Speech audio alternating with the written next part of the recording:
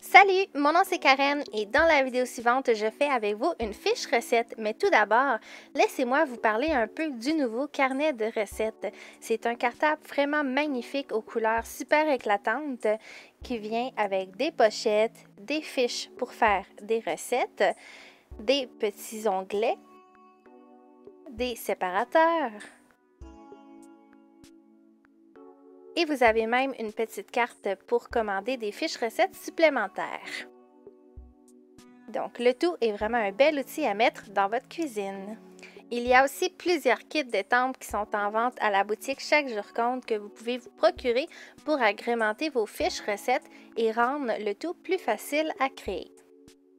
Ceci, c'est mon coup de cœur, c'est les étampes fioritures.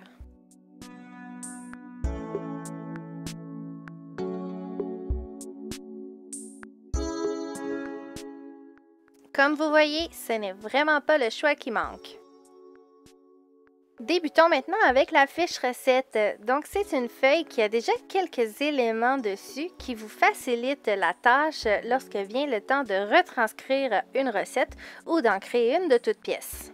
Aujourd'hui, je vais utiliser principalement l'ensemble d'étampes fioritures. Comme j'avais envie d'un petit élément surprise dans ma fiche recette, j'ai décidé d'étamper une étampe circulaire dans le coin inférieur droit que je vais aussi étamper sur un post-it pour me créer un masque. Vous allez voir qu'à la fin, une fois que je vais enlever ce masque, mes étampes fioritures n'auront pas été dans cette surface-là et donc je vais avoir un cercle tout propre à l'intérieur pour y mettre quelque chose. Et voilà le masque mis en place. Un petit truc, étampez votre étampe sur la surface autocollante du post-it et non celle où il n'y a pas de colle. Comme ça, votre masque ne bougera pas. Maintenant, pour faire un beau dégradé sur l'étampe, ce qu'on veut, c'est que la première couleur soit en dégradé. Donc, au centre, il y a un peu moins d'encre que sur le côté, pour qu'ensuite, une fois qu'on met la deuxième couleur, que les deux couleurs se mélangent bien au centre. Et moi, mon truc, c'est toujours de repasser 2 fois sur chacune des couleurs. Voilà, un beau dégradé. Maintenant, on répète cette technique plusieurs fois sur la page pour créer notre motif. Pour avoir un plus beau motif varié, il suffit que de varier l'étampe qu'on utilise. Moi, j'aime bien utiliser les plus grosses étampes en premier et de finir avec les plus petites, comme vous allez voir dans quelques secondes. Procéder de la sorte, ça permet de remplir toute la surface. Donc, on y va avec les plus grosses formes et ensuite, on comble les trous avec les plus petites.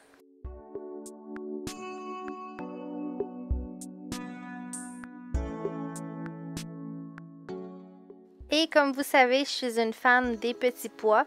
J'en fais vraiment beaucoup sur toutes mes créations pour combler les espaces et ajouter une petite touche de détail à ma création. C'est pourquoi j'aime bien en ajouter un peu partout autour de mon motif comme je fais à l'instant.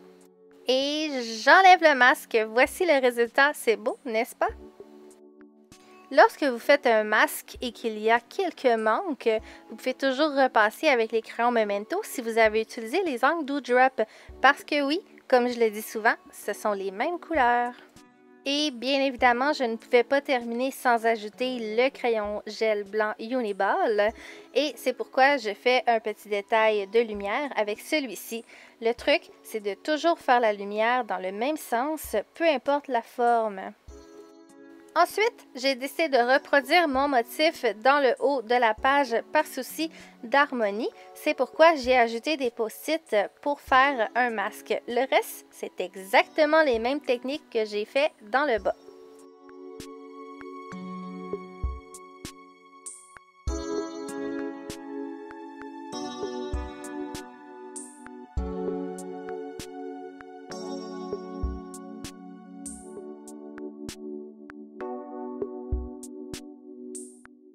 Et voilà, la décoration de ma fiche recette est complétée.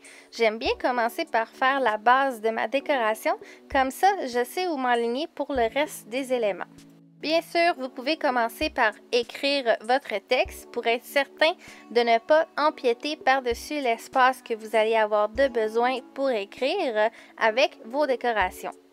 Ensuite, une fois que vous avez trouvé votre recette à retranscrire sur votre fiche, moi, ce que j'aime bien faire, c'est de prendre un crayon de bois et de délimiter l'espace que je vais avoir besoin pour écrire. Désolée pour le gros plan sur ma tête, mais c'est parce que pour bien placer les étampes alignées sur le bloc d'acrylique, il faut se mettre au-dessus de celui-ci. D'ailleurs, le bloc d'acrylique rectangle qui est fait plus sur le long est parfait pour faire notre liste à puces et pouvoir étamper ainsi toutes les étampes en même temps.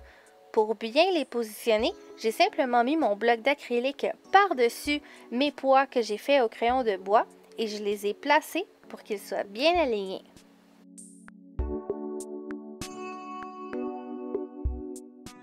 Si jamais vous vous rendez compte que votre bloc d'acrylique est trop court pour y mettre tous les nombres que vous avez besoin dans votre liste à puces, eh bien faites comme moi.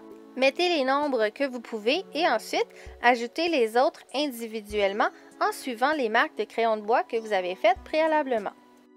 Et voilà, une fois que vous avez tous vos nombres pour la liste, il suffit de la retranscrire avec un crayon dont vous aimez écrire avec.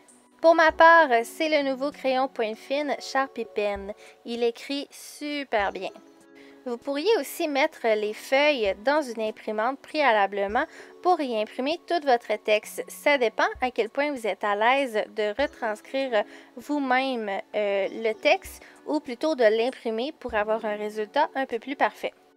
Après ça, je me suis rendu compte que j'avais mis des décorations, donc les fioritures dans le haut, à l'endroit où normalement j'aurais écrit le titre de ma recette. Mais c'est pas grave, puisqu'il y a un joli fanion dans le coin supérieur droit, j'ai décidé d'écrire le nom de ma recette à cet endroit-là. C'est donc vrai de dire qu'en création, il n'y a jamais de problème, il n'y a que des solutions et des alternatives.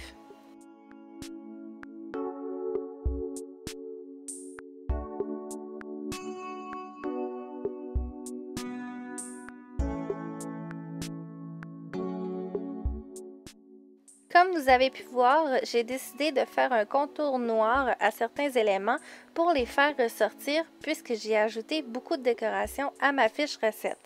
Et justement, pour les faire ressortir encore plus, eh bien, je fais mon traditionnel ombrage avec un crayon gris.